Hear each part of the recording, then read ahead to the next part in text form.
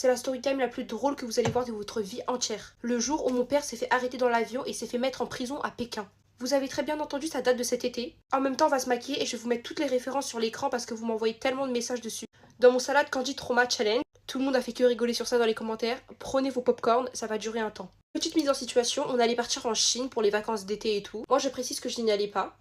Juste ma mère et mon frère. Et mon père, du coup. Ils vont à Charles de Gaulle 20 ans en avance, comme tous les parents. Et tout va bien, mes parents passent les portiques, la sécu. Détail hyper important, mon père avait son briquet. Il fume, il avait son briquet dans sa poche et c'est passé. Alors que d'habitude, on nous l'enlève quand on passe la sécu, mais là, du coup, ils l'ont laissé.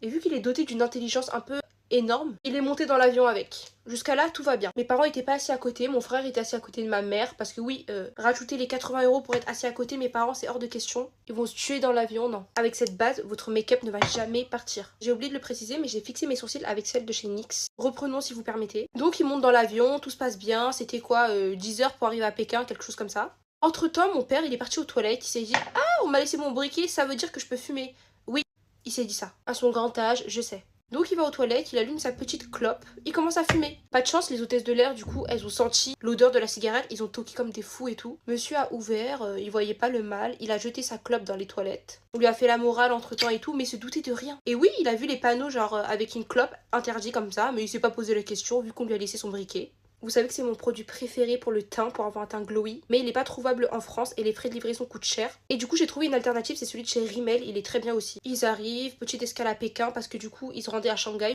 Et quelle surprise quand monsieur descend de l'avion, une patrouille de policiers chinois l'attendent. Mon père se fait embarquer, personne ne sait pourquoi. C'était mon oncle qui était venu chercher ma mère à l'aéroport, du coup, eux, ils sont rentrés à Shanghai. Enfin, ils ont pris l'escale et ils sont rentrés. En rentrant, ils ont dû appeler le commissariat de Pékin. Et c'est là où on lui explique que son mari a gentiment fumé dans l'avion, que c'est interdit, que c'est 5000 € d'amende et 10 jours de prison. Vous connaissez pas la police chinoise, hein. Je vous jure que je pensais que c'était pas aussi énorme, quoi. J'ai regardé sur les sites un peu, et même Air France, ils mettent, je crois, 1 semaine de prison et genre 3000 € d'amende. Bon, la Chine, c'est un level au-dessus. Donc la sanction tombe et il a pris, je crois, 7 jours de prison. Donc il était à Pékin, en train de séjourner et tout. Parce que du coup, quand je l'ai appris par ma sœur, j'ai fait que rigoler. Pendant 1 semaine, chaque soir, je n'arrivais pas à dormir.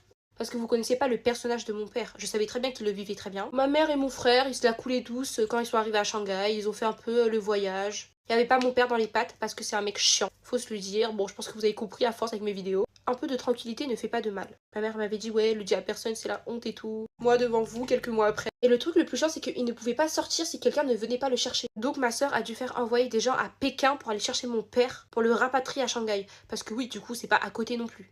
Les sanctions, elles sont énormes. Bon, cette fois-ci, il a pas payé parce que s'il a eu une bonne conduite en prison, tant mieux pour lui. La prochaine fois, il allait être banni de Air China, il allait payer son amende et pas que faire 7 jours de prison. Évidemment, quand il est